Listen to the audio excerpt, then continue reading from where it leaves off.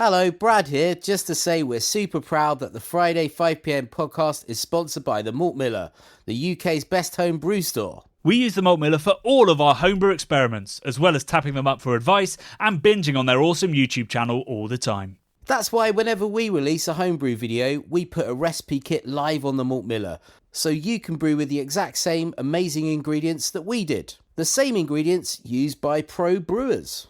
So alongside the Malt Miller's nitro-flushed hops, cold-stored yeast and milled-to-order malts, you can pick up recipe kits for our 5 Points Best Bitter, Russian River West Coast IPA, and now the fastest beer in the world, a hazy session IPA that goes from grain to glass in less than 48 hours. Sign up to their newsletter at tinyurl.com/Malt Miller to get 5% off your first order. With the Malt Miller's amazing customer service and Johnny's 48-hour recipe, you could order the ingredients on a Monday and be drinking the beer by the weekend. Speaking of which, it's Friday. It's 5pm. So enjoy this week's Friday 5pm podcast.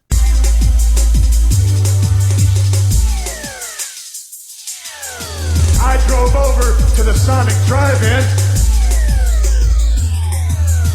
ordered a jalapeno burger, washed it down with beers, beer,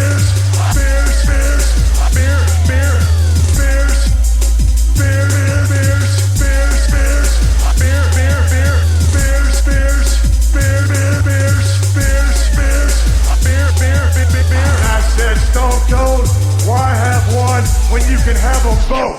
Hello and welcome to episode 5 of The Bubble. Definitely episode 5. It's episode 5, yeah. From now on, yeah. Please, no more tweets. So this week we bring you an interview that Johnny had on his own. Yeah. Either that or you were very silent. Yeah, I don't think I was allowed in Wales. You're barred entry at the Severn Bridge, are you? A previous misdemeanour. But Johnny went over to Wales and talked to Andrew Misell from... Well, from Alcohol Change UK. I got it so wrong at the start of the interview, so I apologise for my unprofessionalism. We should have had them part of the mergers and acquisitions episode. We should they do, were yeah. a merger between... Yeah, so Alcohol Change UK is a new charity that formed from Alcohol Concern and Alcohol Research UK. Clearly decided they had similar goals, which we'll get into, and so they merged together. So Andrew Misell was given the gig because he's actually a beer lover, but he is the director of Wales, or possibly the director of policy in Wales. So he deals with the Welsh government and their particular guidelines. Like they're just about to introduce minimum pricing, like they have in Scotland, which the UK, the England and Northern Ireland haven't introduced yet. And I think this one was sort of particular interest to us because of obviously the growing AVBs and stuff in craft beer and the sort of attitudes towards it, because I suppose the craft beer drinker, you'd like to think, does it for just flavour?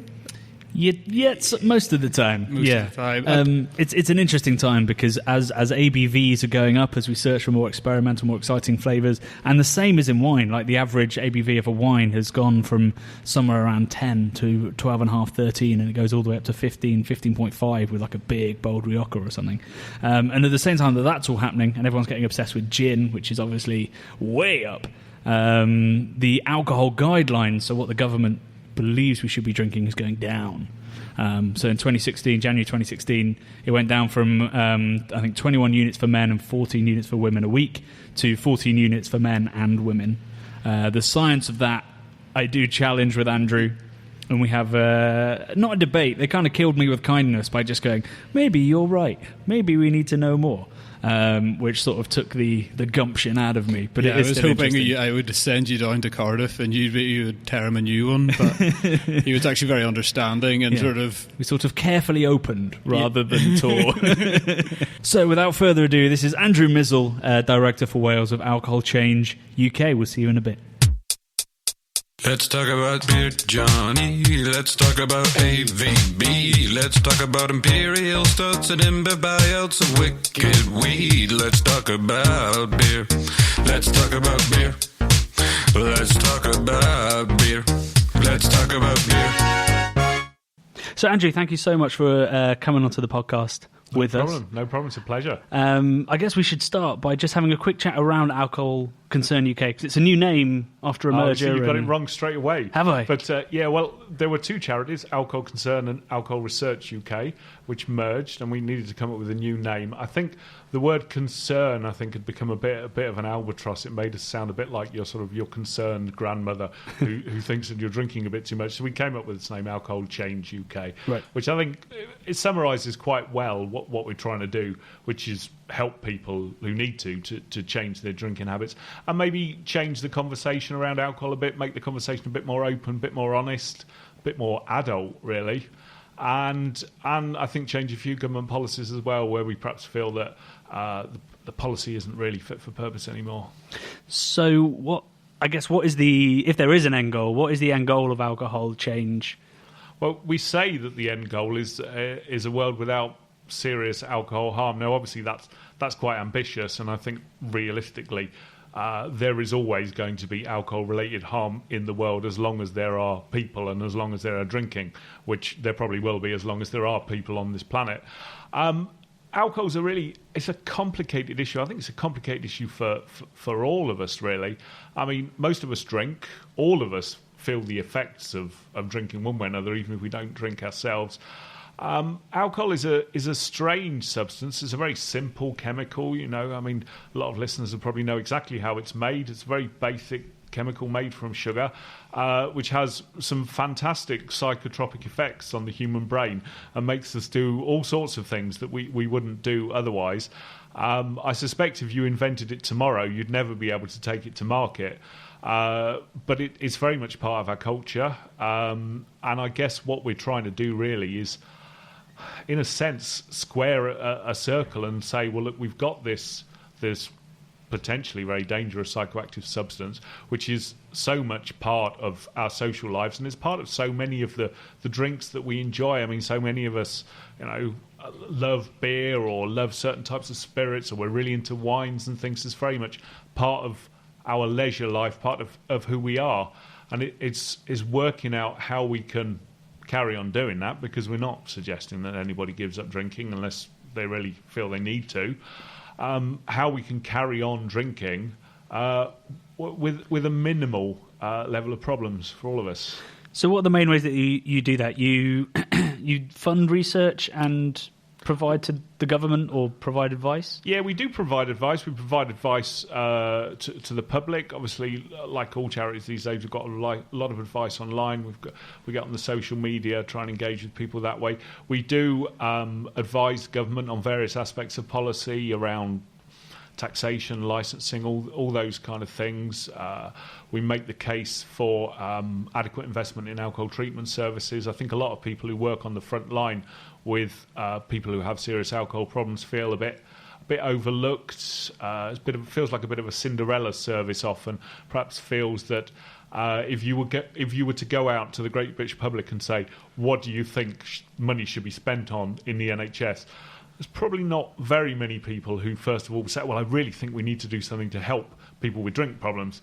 But we would certainly say that if someone's suffering as a result of drinking, it's an illness very much like any other. It's seen as self-inflicted, but that's very rarely the case. Yeah, well, there are all sorts of reasons that people drink, and if you speak to people who are drinking very heavily, you can often understand from their life history why they became such heavy drinkers. But I mean, looking more broadly, most of us spend a fair proportion of our life doing things that are not very good for us, and we occasionally do quite stupid things. And we generally depend on the state to pick us up when we've made a mess. If we have an accident or we become ill through something that we've done to ourselves, and alcohol really is one of many risky things that people do. Yeah. So that research that you do, how is that funded? Well, we have our own research fund. It all goes back quite a long way to, I can never remember the details of it, but there was a fund that was created in order to compensate landlords of pubs that were closed by local authorities who thought that they had too many pubs in their local area. This is going back an awful long time, but the fund sort of grew and sat in the bank for decades. And at some point it was decided, I think at some point in the 1980s, it was decided that this money was no longer needed for that purpose and it should be spent on research. And via a very long and convoluted process, that money now belongs to what is now Alcohol Change. And that money is mostly used for research. Yes, Done by you, or rather funded by you. We pass the money out to specialists in the field, so clinicians, people working in social sciences, social work, a whole range of people really looking at the way alcohol operates in society, what sort of people are perhaps particularly vulnerable, what sort of help works. We don't tend to fund the sort of pure medical research, test tubes and pipettes and things like that. More research into alcohol in society and the way drinking works and how you can reduce the harm. So it's more sociological studies, but perhaps they're based on studies that are medical, so you're... Yeah, I think the medical science certainly feeds into it, and without that understanding of how alcohol works in the human body, you're not really going to understand how alcohol works in society. And there's all sorts of numbers to crunch. I mean, all sorts of figures around who's drinking what and why, patterns of drinking in the population. Is it going up? Is it going down? Seems to be going down very much amongst young people at the moment. Mm-hmm. We thought that was a blip. It really is starting to look like a trend. So that's a very... What's after? So it's a blip, a trend, and then it's a generational thing, or then it really is happening. Yeah. No, I think it's a little bit like we look at the way that drinking peaked for the whole population in probably the first decade of the 21st century. Drinking seemed to reach kind of a peak, and then started dropping down. Now, it's not dropped to the level it was in the 1950s, which was the last historic low. Well, I think we'll get into the sociological side of it in a bit. In particular, from my point of interest, since both the craft and sort of just the artisanal alcohol industry has become a major force. Yes. But before we get to that, so the way you're talking, you're saying that maybe it would be good if the further generations drank less. So should we take a quick chat about the science behind that? Yes, certainly. I mean, as I said, alcohol is a strange substance. If you invented it tomorrow, if you discovered it tomorrow, you'd probably have a great deal of difficulty getting permission from any government to sell it.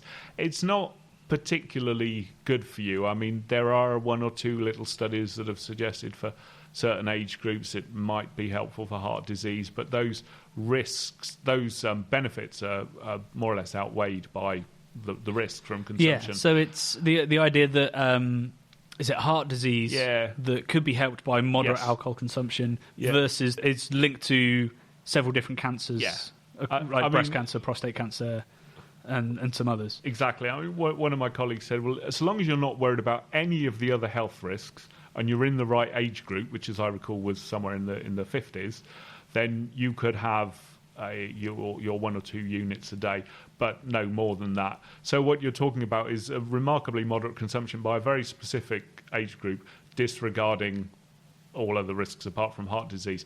So I think generally there's a medical consensus that there's no physical health reason to start drinking alcohol. Now, as I said, we perhaps get back to the sociology of it, because there is a question perhaps of whether alcohol helps people relax and whether it's a good social glue, and that is a very interesting question. But on the whole, we need to put alcohol in the category of risky things. Now, life is full of risks. You take a risk every time you walk out your front door. You take a risk every time you cross the road. But obviously, you don't want to stay indoors all the time. And this is one of the reasons that the Chief Medical Officer's guidance, the 14 units a week, was created. So 14 units a week is around sort of 5 or 6 pints of a standard strength beer. But these guidelines are very much based on the concept of risk and low risk. And I think there's been a lot of misunderstanding about the guidelines. There's been a sense that there's some kind of absolute threshold. They're like a red line, as we say these days. And if you're on one side of them, you have absolutely no problems at all. And if you are on the other side of them, you are in deadly danger. Now, obviously, it's a gradient of risk, which will vary according to all sorts of physiological factors, vary according to your size and any vulnerabilities to alcohol that you may have. But it's a good guideline that if you stay more or less below that line, so less than 5 or 6 pints a week, less than a bottle and a half of wine, your risk of harm from alcohol is negligible. So why? So the level was higher for men until 2 years ago. I think that's caused an awful lot of confusion. Yes, I mean previously we used to have these figures of 14 units for women, 21 for men, and we also had daily guidance of 2 to 3 units a day for women and 3 to 4 for men. But of course, if you multiply 4 by 7, you get more than 21. So there was always a certain amount of confusion there. The assumption there was that you weren't drinking every day, or that you wouldn't drink every day. And I mean, that actually, as an aside, is perhaps one of the most useful things in the new 14-unit guidance that has not been emphasised perhaps enough, is they are saying take a few days off every week. And I think, to be honest, it's good advice to anyone. I mean, it's a little bit like the Dry January campaign, which we might talk about in a bit.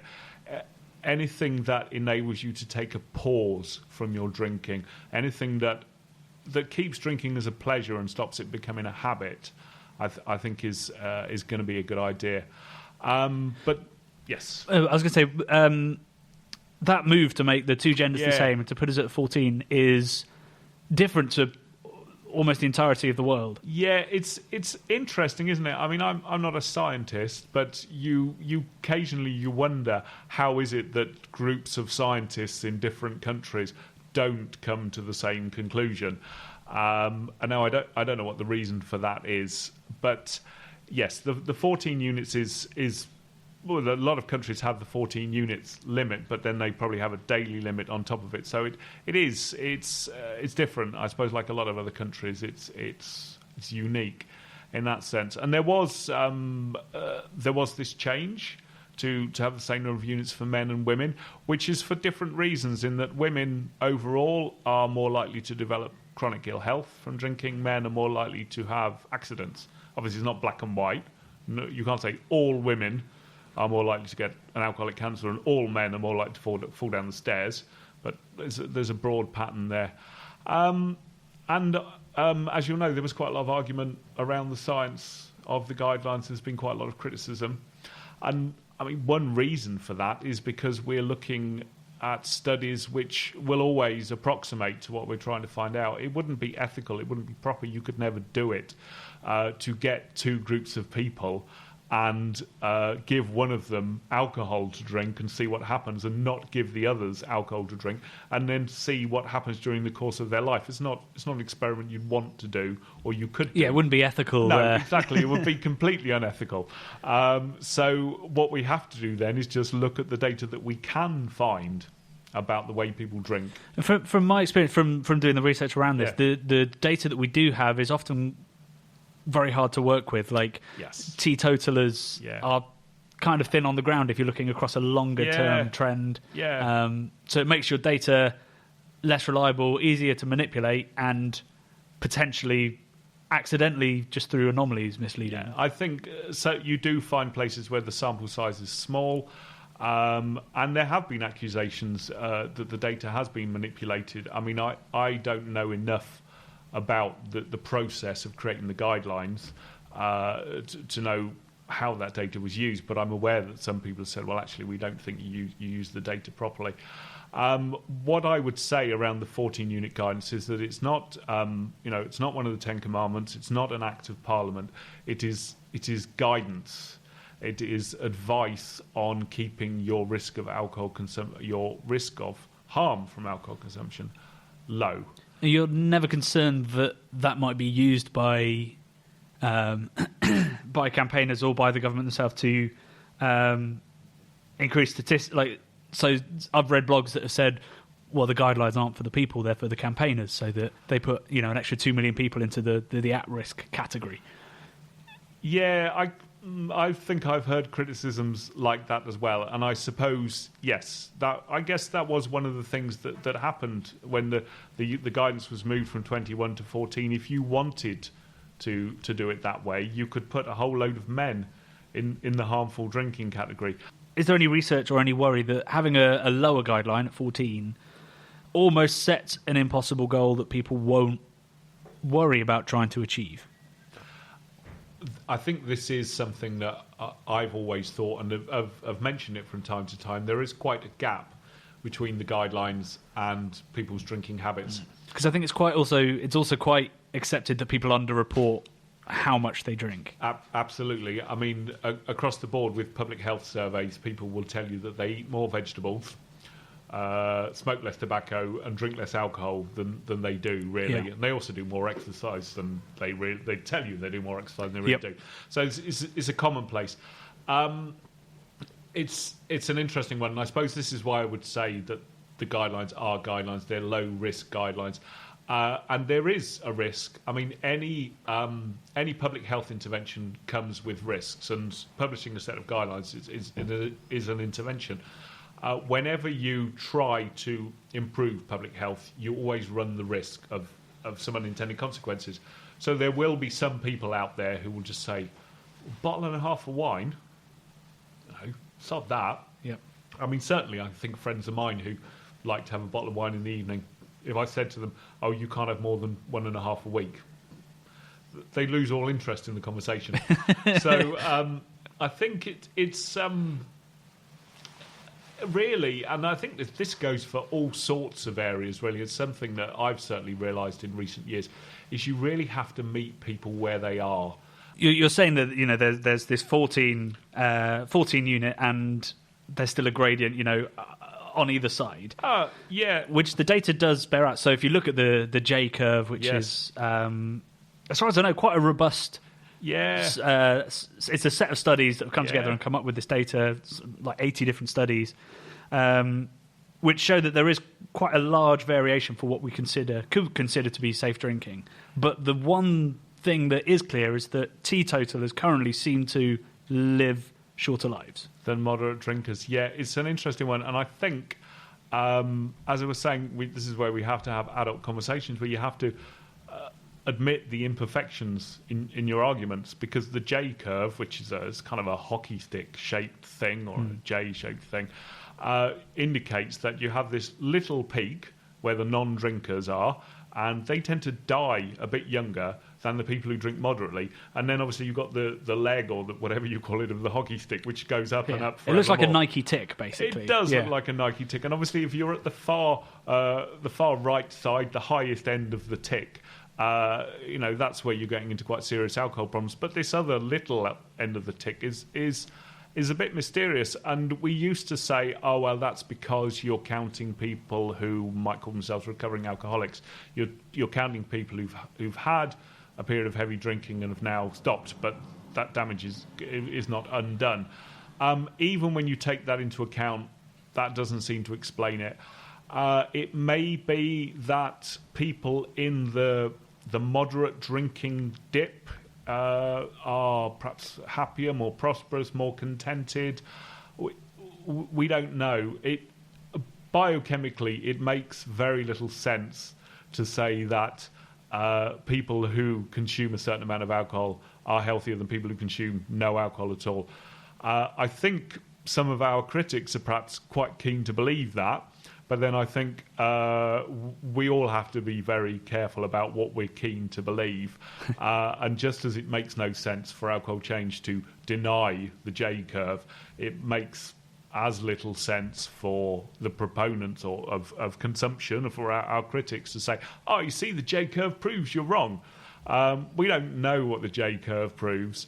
I would suspect that there are all sorts of other confounding factors going on there around health and housing and mental well-being. On the other hand, if eventually someone manages to show that, what do you know, moderate drinking is actually good for you, and if the science is robust, well, I will accept that. And the 14 unit line that sort of sits within that is roughly just sort of half of the way, I think, through the tick. To be honest, I'm not quite sure where that line lies in the graph. As a general rule, the 14 units is taken as a sort of a threshold of moderation. So, yeah, I mean, you're suggesting perhaps that some people are using the J curve to suggest that you could safely go beyond the 14 units and you'd still be in the dip. I mean, there's certainly people that are saying that. So you look at where the tick sort of crosses the line. A link to one of the articles will be in the show notes. We're both making hand gestures, yeah, I know. which is no good for audio. It's because I work in video, yeah. Where the tick cuts back through to the point where you're just as likely or have the same life expectancy as a teetotaler. Yeah. That is significantly higher than 14. So people are saying, well, surely you're okay to that point. Yeah, I think. But I guess what we're talking about is the sociological stuff. And another thing which always surprises me when I look at alcohol research is that it's done by gender and by age. Yeah. It's never done by, size. No. And those sort of things which, people in an anecdotal way say that person's big, they can drink more. But that's never studied as far as I'm aware. Do you know, it's interesting, a colleague of mine who works very much on the front line in substance misuse has said that, and size is a factor. I think it's probably something we haven't talked about a lot, perhaps because for some people it could be like a get out of jail card. It's a very handy excuse. You say, well, I'm 6'5" and exactly. I'm a rugby player, I'll be fine. So I'll be fine. Ethanol does not affect me in the way that it affects mere mortals. And also perhaps, encouraging people to gain weight in order to be able to consume more alcohol. That's not something I thought of. That's not really like... Would I start trying to gain weight? Yeah, that's not really like a very healthy message. Yeah.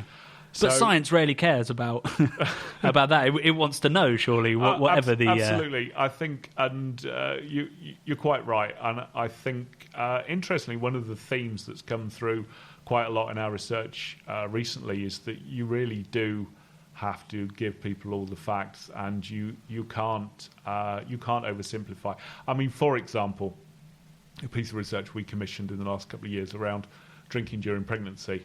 Now, the official advice is that there's no safe limit.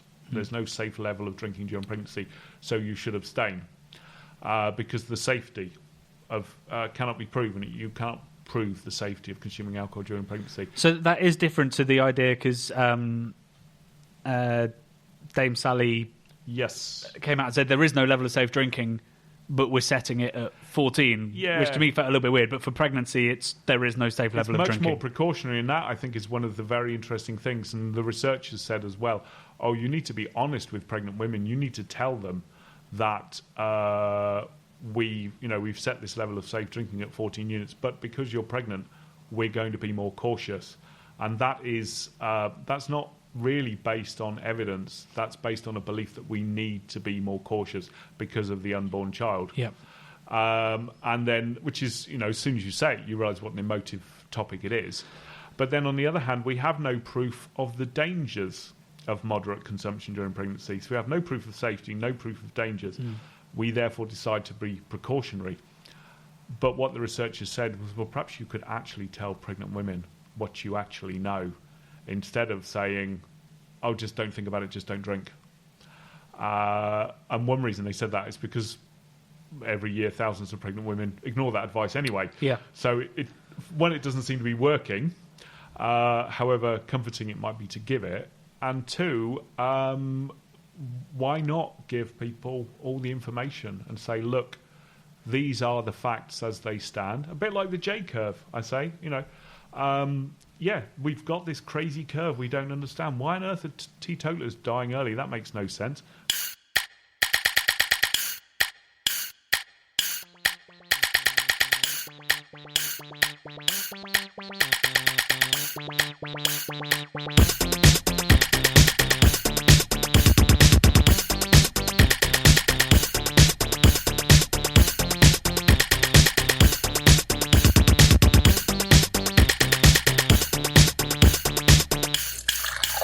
I think it's got a yeast infection. Yeast infection. Right, I'll tell you what, one more, and then we can carry on talking. So this is Nirvana's Cosmic Stout. See what you think. I didn't think it was as good as some of the other stouts, but see what you think. Yeah, very caramelly. I thought it was a little bit like it reminded me of Tate & Lyle Black Treacle. Yeah, maybe Black Treacle is probably the closest comparison. Someone said it tasted like Christmas cake. It's not got enough depth for that. No, I would say actually I found the Big Drop Stout was a better stout. And our chief exec assures me that Brack's Porter is very good. Brack's Porter? Yeah, I think it's a Dutch brewery. I'm slurring on 0.5. It's purely placebo, I'm sure. Yeah, purely placebo. Yeah, with 2 X's. It's brewed in the Netherlands. Oh, there we go. Unfortunately, we're somewhat limited in the studio today to what I managed to pick up on the high street yesterday. No, but I mean, it's impressive what you can pick up on the high street. I mean, you've got a pale ale, an IPA, a stout, an English pale. You've got a Paulaner Weiss beer that's alcohol free. I do think a rainbow of styles. I mean the low ABV market. So I mean, we tend to work on anything under 1% is what we would, for practical purposes. Those are the only ones that we would review on our website. Most of them are about 0.5. Some of them are close to 0. Nothing is ever absolutely 0 because very few drinks are. I mean, even fresh orange juice has a certain amount of alcohol in it because anything that's made with natural ingredients and sugar will start to ferment at some point. Yeah, exactly. So, which is an interesting question itself. But yeah, the low ABV market has exploded. I mean, AB InBev are talking about something like a fifth or a quarter of their production being low alcohol over, I think, about the next 10 years. And certainly in our office, where we've been reviewing drinks from all over, I say we've probably had 50 or 60 beers come in the last couple of years. I mean, we just had the new zero alcohol beer from Peroni turned up yesterday. Heineken, obviously a major player, have got in there with a good lager. Actually, I wouldn't normally drink lager or Heineken, but that Heineken 0.0 lager is one I go for by choice. Guinness as well. It seems like a macro playground, really. I've done an article on it about how it is tricky to brew. It often has to be drunk very fresh. Yeah. So you need the stability that a giant factory would be able to have. I can see that, actually, and I've noticed, actually, there's not really many craft breweries getting into it, apart from the smaller specific low alcohol or alcohol-free breweries like Nirvana and Big Drop. I mean, I guess from our point of view as people working in the field of health and health promotion, if big boys like Heineken and Peroni and Guinness want to get in on the market, and people who are used to those brands are switching to low ABV and still enjoying their beer, I mean, that really is it's all to the good, really. It might not be very good for craft brewers, but it's certainly good for public health. Well, we think it's good for public health. I mean, one of the things we don't know yet, and it'd be really interesting to find out in the next few years, is how these beers are being consumed, because we are assuming that people are replacing standard strength beers with them. We don't know. Not replacing soft drinks with it. Exactly. We don't know. We don't know. Are they replacing soft drinks? Are they having them in addition to their standard strength beer? I mean, I did a very little interesting experiment, very unscientific, at Cardiff City Football Ground last season. I was invited by the club to come in and run a stall with Heineken Zero, which was the brewer that they had an agreement with at the time. And what I found was that people who were planning on going to the football and having a beer were not interested at all. But people who were either not drinking, or just because they didn't drink, or they had to drive home after the match, they were very interested in the Heineken Zero, and they would take it. Whereas people who'd come for a drink wouldn't even take it when I was giving it away. So people, they don't trade down, but they trade up for it, essentially. Sorry, I was just having a bit of cosmic stout there. That may be what's happening, and it was interesting. I mean, it was a trend a few years ago of some of the winemakers introducing 5% wines. And it seemed like a good idea until some of the research indicated that people were taking the 5% wine. Drinking it by the pint. Well, more that you have it on occasions when you wouldn't normally drink. Right. And it was interesting, actually. I think one of the Adnams beers, it might even be in the Southwold we've got here, the early marketing was around it being your lunchtime pint. So what they were saying in that marketing, or implying, was that you wouldn't necessarily displace your standard strength beer with it. You'd have it at lunchtime when you don't normally have alcohol. Maybe the last 10 to 15 years, we've seen a sort of a revolution in beer, in cider, in gin. Yeah. And all of those revolutions have come with a percentage rise in ABV of the products that they're releasing. That's interesting, yeah. Because ABV is somehow attached to premium quality. It is, with the exception of sort of malt liquor, White Lightnings and that kind of thing. Yeah. So I wonder how alcohol change sees artisanal small batch alcohol. Some would say it's a force for good. They say drink less, drink better. Yeah. But it also does encourage drinking higher ABV alcohol. It's a very interesting discussion. And, I mean, for example, the Portman Group, in their recent consultation, were looking at ways of restricting single serving items, so generally cans of super strength lager, because they are known to be a favourite of alcohol dependent street drinkers, and some people at least think that removing them from the market would be a harm reduction measure. But if you then say, well, if somehow we define this container as it's a container that can't be resealed, it's got more than, say, 4 or 5 units of alcohol in it, you then immediately catch things like King Cobra and your strong Belgian beers and your imperial stouts. And that was what we got back. That was what we were hearing back from people like the Society of Independent Brewers, were saying, well, in an effort to remove these drinks you don't like the look of, you're also catching these artisanal stouts. Now, I suppose when it comes to alcohol, I do like to try and sort of cut through the fluff a bit. It's a little bit like a story I heard from a clinical psychologist who was treating a man who was drinking 3 bottles of wine a day, so 30 units of alcohol a day, which is a pretty dangerous amount. Yeah. And he said, oh, yes, but it's good wine. It's good French wine, so it's obviously fine. And the point I would always come back to is that whether it's White Lightning, whether it's Jack Daniels, whether it's some craft imperial stout or Chateauneuf du Pape, the active ingredient in all of those drinks is ethanol. And if you put a certain amount of ethanol into a certain number of kilograms of human flesh, certain things will happen. So I guess the point that I would always come back to is that you may have all sorts of reasons for drinking certain beers. I don't know if I entirely know what a craft beer or a real ale is these days, but I guess I tend to go for stouts and porters from smaller breweries, and that's kind of where I see myself as a beer drinker.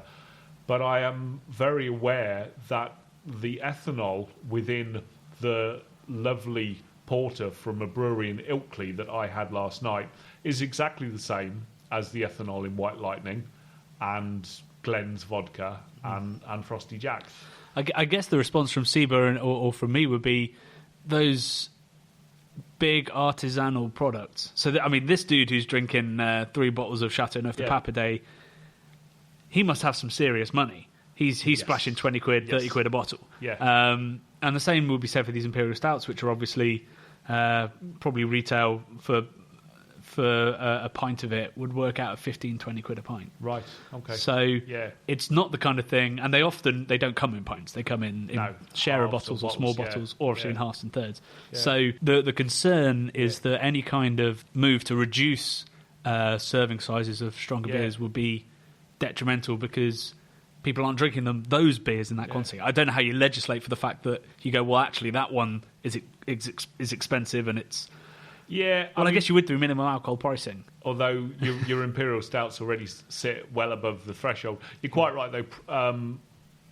Price is a big factor. I mean, I can remember there was a scandal a few years ago about Brewdog's Tokyo beer, which, as I recall, was 18%. It's around there, yeah. Yeah, 18% stout, which is sort of the strength of a sherry. But last time I checked, when I went into one of their pubs, they were selling it at £11 a bottle. So the idea that you could you would get hammered on it is a little fanciful, because it's too expensive, and we do know that price is a major factor, even amongst people who can actually well afford to spend a bit more. They're also very intense beers Yes. as well. So while a Chateau Neuf de Pape is built for balance, and Yeah. I think again, like an imperial stout would be another thing removed, because it will be whiskey aged. It will Yes. be like with Oh, big yeah. roasty notes and It's and perhaps stuff. it might be a bit much to have more than one. I suppose what I would say is that really, I guess, just remember what you are drinking. Now, it's been a while since I've been to a beer festival, but I used to go to the old Cardiff Beer Festival before it became the Great Welsh Beer Festival. I can also recall an evening that I spent in a Samuel Smith's pub in Richmond on the banks of the Thames, and the way I felt the following morning. And I can assure you that it is possible to become very unwell on fine craft ales. Yes. So I guess I would say, yes, enjoy your beer. I got nothing against anyone enjoying their beer or their wine or their spirits. I mean, enjoy actually is the verb that I think I probably use most often when referring to alcohol, because I think you want to enjoy it. It's a pleasure. It needs to be a pleasure, not a habit. Did you agree with the Portman Group that might be a way forward, or did you think that it was, naive or hard to enforce? Or the response that we put in, which I actually wrote to their consultation, which is our response, as I assume is in the public domain, was that you can't legislate against one big can and not another big can. Yeah. So we took a very logical, I guess almost legalistic view. I don't know, there's not enough evidence, but I would question to what extent the big cans of super strength lager are the biggest problem out there. Now, I don't know, I'm speculating, and I know that the charity Thames Reach have previously asked the Portman Group to try and stop these cans being on sale, and Thames Reach are a great bunch of people who do an awful lot of work with homeless drinkers, street drinkers, and I certainly don't want to clash with them. But interestingly, for example, there's been some early anecdotal evidence from Scotland that some people, as the minimum price came in, were moving from big sort of 2 or 3 litre bottles of cider, which they could no longer afford, to the cans, which were enough to keep them going, keep them topped up. You're talking about alcohol-dependent people here. But still contained a lot less alcohol than the bottles of cider. So there is perhaps an emerging possibility that these super strength cans actually, for some people, represent a step to harm reduction if they're an alternative to 3 litres of cider. it's all relative, isn't it? Yeah. Well, do you know, I can remember years ago going to a talk by a fella from Northampton, I think, and he was talking about working with people who were drinking, say, 80 units of alcohol a week, so 8 bottles of wine.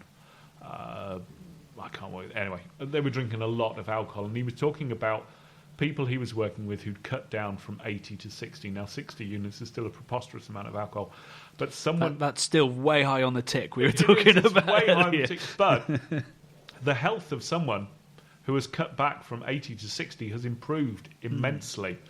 And so the health of someone who, instead of drinking 3 litres of cider, is keeping themselves topped up little by little with cans of high-strength lager or cider will improve. Now, it's hard to say. Generally, my experience looking at the drinks market, it's never a matter of individual drinks. You can very rarely seek to extract a particular drink from the market and see problems disappear. It's much more to do with price, really. We touched on minimum pricing. Yeah. Explain quickly how minimum pricing works, literally, and then the effect that's been seen in Scotland and not Wales yet, but it's coming in. Not yet for Wales, but on the way. So minimum pricing, price per unit. So a unit of alcohol is 10 millilitres of pure ethanol, so 2 teaspoons of pure ethanol. So in a sense, although some people wouldn't agree, it's a very fair measure because it doesn't take account of how posh the drink is or what else has gone into it. You take your bottle of wine, your bottle of spirits, your bottle of beer, whatever, and you simply need to know how much ethanol is in there. So the price that's been set in Scotland, probably the price that will come in Wales towards the end of this year is 50 pence per unit. So if you say a standard strength pint of beer, 2.5 units, you couldn't sell that for less than £1.25. Bottle of wine, 10 units, couldn't sell that for less than £5. I'm trying to think of another example. Say a bottle of spirits with 30 units in it, couldn't sell it for less than £15. And it's a baseline. It doesn't have a sort of graded scale above it. So if your drink sits above that threshold, the new measure will not push up the price of your drink. The question, which is perhaps interesting, and this will be a matter for the market to decide, is whether, when the price of some of the cheapest drinks goes up, the price of the middle market drinks and the premium drinks goes up in order to differentiate them. And that's not to do with alcoholism. That's a matter of economics. It'd be interesting to see because people do use, in the alcohol industry, they use pricing as a form of premiumisation. It's why Peroni is £6 a pint, despite costing nothing to make. It's that reassuringly expensive that Stella Artois used to use. And I had a relative who was working in retail who told me that they'd got a product into their store which they knew they could sell for quite a low price, but they decided to price it much, much higher than the wholesale price because they worked out on the basis of experience that people wouldn't buy it. If you sold it at the wholesale price plus 10%, people would assume it was a cheap item, wasn't good enough for them. So they preferred to pay more. The market will have to work out where it wants these prices to sit. But if you, for example, are producing a mid-market vodka like Smirnoff, and then the minimum price measure pushes, say, the supermarket own brand or Glen's vodka close to the price of Smirnoff, do you, as I think it would be Diageo in that case, do you feel a need to push the price of Smirnoff up a bit in order to make clear that it's a better product? Another criticism has been that it does punish moderate drinkers who, through financial situations, have to drink cheaper alcohol. Yeah. As I've said about some other topics during this podcast, you do have to be honest, and I think you can't bat that criticism away. There are some people in that situation. There are not very many of them, not perhaps as many as some of the critics of the measure would like to think, but yes, that is an effect. If you are someone who genuinely, buys, say, 4 cans of supermarket lager, and that's your lager for the week, the price of those, say, Tesco Basics lager or something, is going to go up and you're going to be hit by that. As I said, there aren't perhaps as many customers like that as some people might like to pretend as part of their plan to oppose the measure. But that is one of the effects.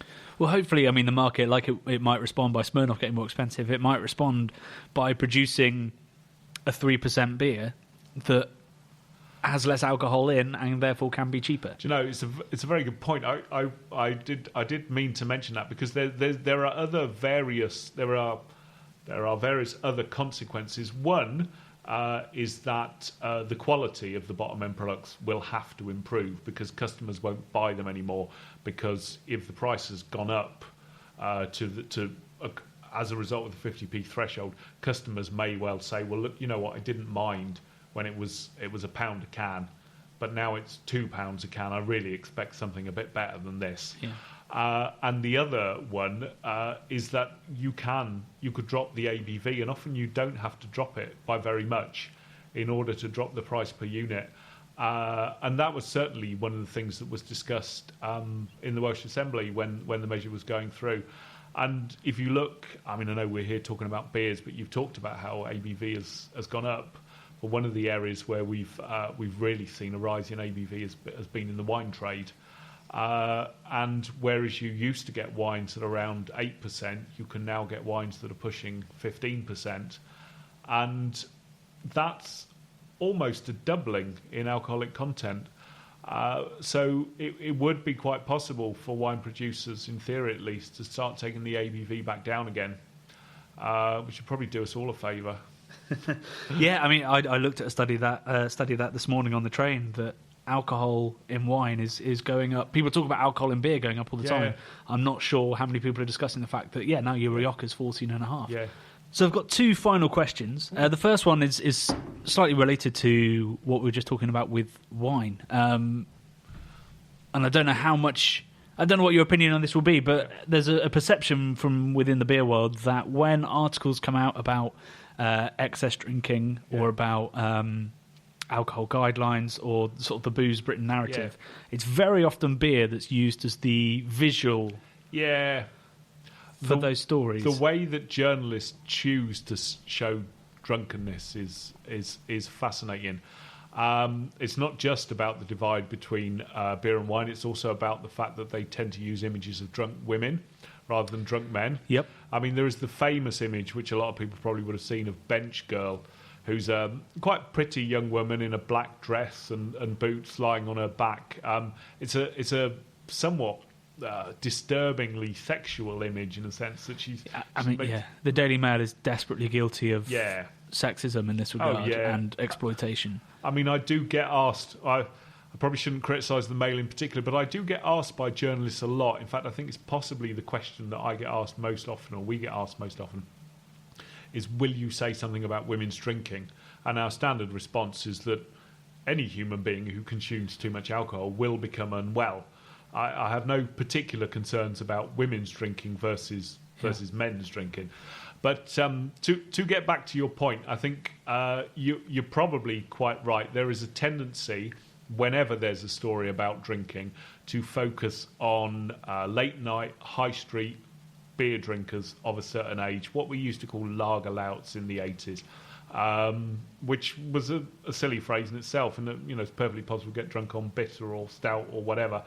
I mean, interestingly, the wine market in the UK has obviously grown enormously in recent decades, and one of the reasons, not the only reason, but one of the reasons that I drink beer rather than wine, and this is a personal choice, this is not Alcohol Change UK's policy on the alcohol market, but one of the reasons that I would have beer with a meal in a restaurant rather than wine is because the ABV is less than half. So I can have a pint of beer with my meal and probably make it last most of the meal, and there's a lot less alcohol. Yeah. And that's something we perhaps don't think about. I mean, the other thing is that a lot of wine drinking occurs at home, where you don't see the effects. I mean, as long as you can get off the sofa and get upstairs, no one is any the wiser. I think there is a lot of the critics that mention that don't think about the fact that the reason beer is often used is because in the on-trade, beer is consumed far more than any other alcoholic beverage. Yeah. So if you take a picture of somebody drunk, the chances are they will have a beer in their hand. Because you do not tend to see people out with glasses of wine on a Saturday night. I'm sure there are some, but yeah. But so that prejudice against beer it's not coming from the science or from the research. It's coming from a prejudice or a laziness on the person telling the stories. There is a lot of snobbery around alcohol, but generally the most important thing about an alcoholic drink is its volume and its strength. Spirits are potentially more problematic because there's more alcohol per volume. So the final question, related vaguely to that, there's I think some fear about seeing what happened to cigarettes. Yes. The idea of brand or white labelling. Plain labelling. Yeah. Yeah. It's not an idea that I've heard discussed seriously. I think these ideas always knock around. I mean, and so they should, because ideas need to flow freely. Possibilities need to be discussed. I think what I hear perhaps more, and I think this is a genuine concern, I certainly don't think, I would say for starters, I don't think we'll ever get to the point that we are with tobacco where you have to like lift a cupboard door in order to see what beer they've got and then you pick it out in its plain package. I think there are some concerns which I do share, I think, around the way alcohol is promoted so prominently in the big grocery stores. I think from my point of view, from our point of view, we would say have a drinks aisle, put your drinks on it, but do you really have to build this sort of fortress of cans at the front of the shop every time it's Christmas or Easter or barbecue season or there's football on or a royal wedding? So I think, well, I know actually you'll be seeing a bit of a push from us as we have had in Scotland successfully to just put the drinks on the drinks aisle. Where's the evidence that not having those would reduce alcohol sales? Is it's getting people in the shop because they go, oh, that's cheap, I'll have to grab that when it's on that price? Very valid question. I would say as a riposte, well, why do they do it if it doesn't increase sales? But yeah, you're right, actually. Okay, I'm going to fall on my sword. You can even leave this in the podcast if you like. This is me falling on my sword, is that we probably need to gather some more evidence about this. I think intuitively, I would say, why do the supermarkets do it if it doesn't increase sales? Why put alcohol at the front? We're all perfectly capable of finding alcohol. Most of us quite like finding it. And also, I would say, in my experience, whenever a drinks producer or retailer is opposed to a public health measure, it's generally because they think it might work. So, I mean, one of the things that made me think that minimum unit pricing might reduce consumption was that so many of the big drinks producers and some of the supermarkets were against it. And I thought, well, look, if you really think this is some hocus-pocus measure that's not going to do anything, well, let it happen and let it sink. But there plainly was some concern from the industry that it would affect sales. And I suspect the supermarkets would be rather upset if you told them to put the drinks back on the drinks aisle. I mean, I guess from my point of view, I'd hope that something like minimum pricing would do the same job by them they wouldn't have the deal there on the cheap lager to put it in the window to try and get people in. So I know you could say you're fighting it from two fronts, or you could say one might be a better measure than the other. I'm not quite sure. In the build up to this, when I said I was coming here to do the podcast, I chatted to some people who see the sort of the health lobby, as they're called, or whoever it is, as a threat to small businesses. Okay. So I'm not going to ask, how does that make you feel? Because, well, you can ask me if you like. Well, I think it's quite a crass question, because I know that the answer is we're looking after people's health. Yeah. And companies have a responsibility to do so as well. I'm not totally insensitive to people's concerns as well. These are human beings. I don't think brewers are evil people. I don't think they're mostly lovely. I can assure you. I'm sure they are. I know some. I'm sure I've met one or two brewers. I don't think brewers are evil people at all. And to be honest, I had a meeting recently with a group of small shopkeepers who make some. Well, they told me actually. Some of them said, "We make our living from selling the stuff that's bad for you." So they sell tobacco, sweets, and alcohol, and newspapers, I guess. And I felt for them. They were saying, "Look, the tobacco's behind a screen, the sweets are taxed, the pops taxed, and now you want to put up the price of alcohol." And I'd have to be inhuman just to stand there and say, well, it's for the good of public health, my man. They're greater good. Yeah, suck it up. Of course, I understand that. I think you have to understand people's concerns about their own business. So what do you say to a craft brewer? What can he do? Or where can he look for support? If he's going to make a 2% beer. Yeah, I'd love it.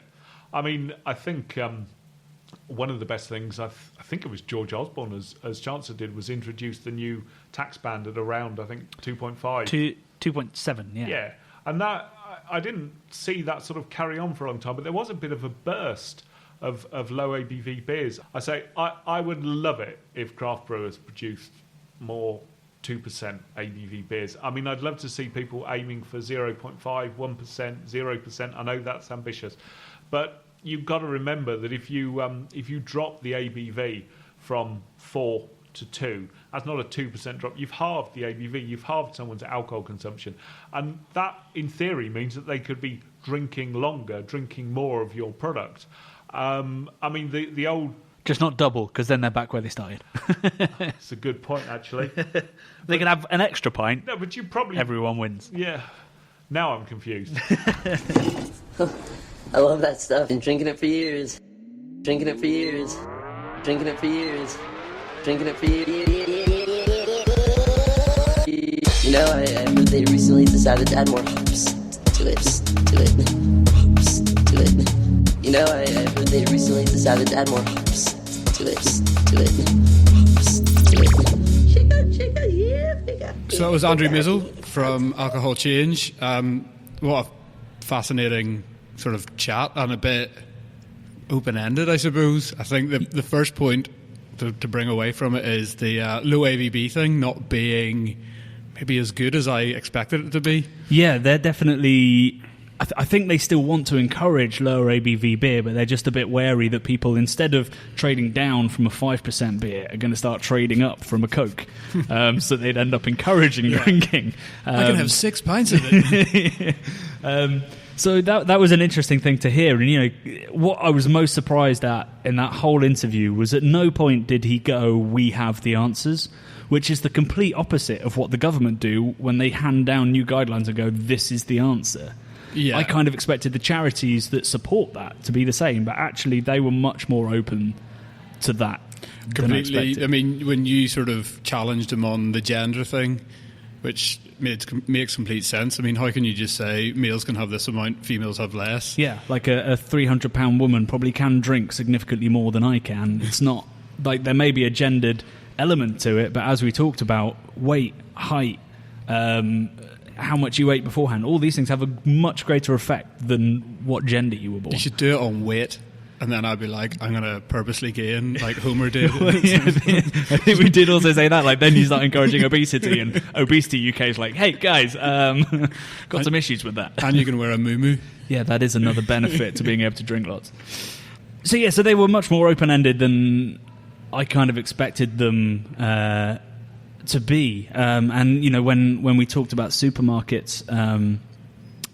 and they didn't know whether moving deals further back would make a difference, and they wanted to find out. Like, it did seem like there was a scientific basis to it all. My issue with that, my issue with lots of the writers that work sort of against this like temperance movement that's coming, sort of state that whenever there's something that with alcohol that's negative, they're like, these are facts we've found. And then when there's something that might be positive, they're like, well, we need to do more research. Like, as if they're so reluctant to speak positively about alcohol. And I'd be hugely sceptical about ever saying that, you know, drinking more will improve your quality of your life, will increase your life expectancy. But when the science is pointing to that, and I think Alcohol Change UK are quite honest about that to some extent, but the government aren't. You know, we had Sally Davis come out and go, there is no safe level of drinking, to which I say, bullshit. Oh, completely. I mean... There has been countless studies saying that responsible drinking isn't that bad for you, but doing anything in excess is not good for you. Yeah, so, exactly. Everything in moderation, and the most tested, the most rigorously examined test in longevity with association with alcohol produces a J curve, and I felt like the changes in 2016 completely ignored that. I think the awareness needs to start coming from. Or for what the charity work needs to start going down an angle of awareness and being like putting guidelines in place that are feasible and have scientific backing instead of the sort of what the government are doing, which just seems like stabbing in the dark, and then people just ignore it.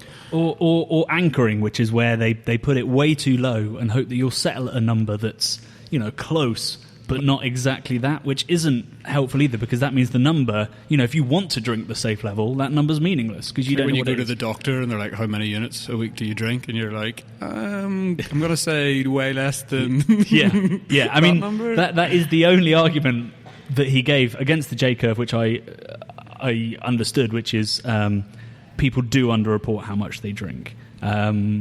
Like, people probably overestimate their penis size. They always drink significantly more and have a much smaller penis than they actually report.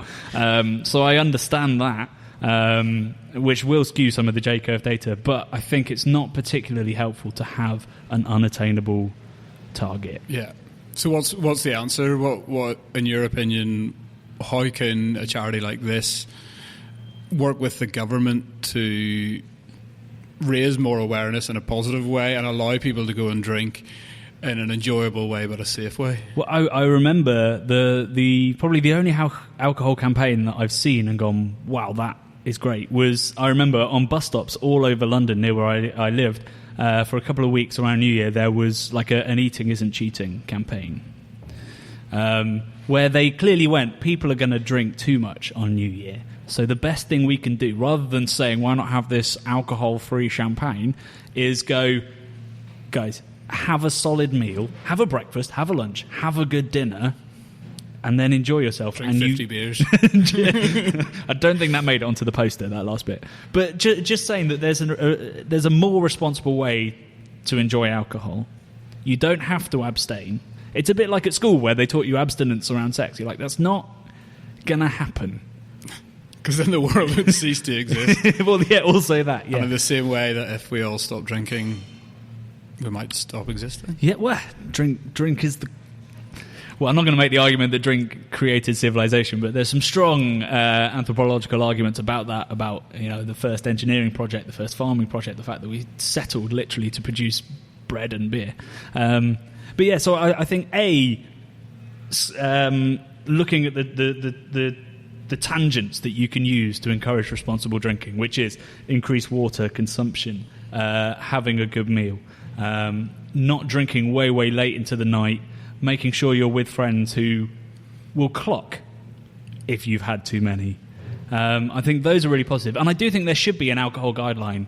100%, because, it is abused, and, it's very easy for us to sort of sit in our craft beer ivory tower and say that, we get drunk occasionally or whatever, but there are really grave problems with alcohol consumption in the UK. Yeah, 100%. And they do need to be addressed, but I think with anything it's just about the right type of awareness and being realistic with that awareness instead of kind of shooting fish in a barrel, which is how it comes across. I think more engagement with the industry would be really helpful. So, when a brewery brings out an imperial stout, instead of as the press will want to do, go, why it's 12%, why it costs this much, focus on somebody like Affinity who puts a 250ml can out of it, which is it's a glass of wine. It's a responsible form of drinking. If you're going to have a glass of red, you could equally have a 250ml glass of that imperial stout.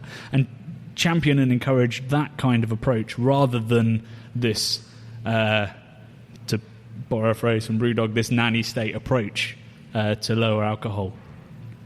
And I think they'll win more hearts that way than the government has done, which is to basically put a bunch of people who drink what, according to science, is a fairly medium amount, a potentially healthy amount, and what you've done is put them in the category of at-risk drinker as far as statistics are concerned. And they're going to probably use that to champion for lower guidelines in the future.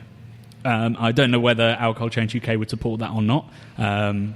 Talking to Andrew, I felt like, maybe they wouldn't. Maybe the science they see doesn't point to it needing to be any lower. I'm just concerned that there's powers out there that would quite like to see it that way. Macro beer, that would be a great way of killing craft beer by going, well, all beer's going to be low alcohol now. So screw IPA, screw Imperial Stout. Well, I don't think that sort of chat with Andrew maybe answered the questions we wanted answering, but it was certainly a very interesting and frank chat about the cause they're fighting for. So a big thank you to Andrew for taking the time out to absolutely. chat to us. And my train was 4 hours late, so thank you for waiting that long and having lots of low ABV beer ready for me when I did arrive. It was great to chat to them and open my eyes a little bit. It was good. Next month we've got Evan from Colonel. We are staying inside the bubble and looking outside for the first time, and we are going to go and talk about cheese. Yeah, so he used to be a cheesemonger and discover beer in America while on a cheesy project. And it's a really lovely podcast. Listening to him speak is like meditation. And that dude knows a lot about British cheese. So that'll be out, as always, one of the first Sundays of the month, depending on when we get our act together. But thanks for listening, and please do follow us at Beer Channel. Check out youtube.com/The Craft Beer Channel, and obviously go to beermerchants.com for all your online beery needs.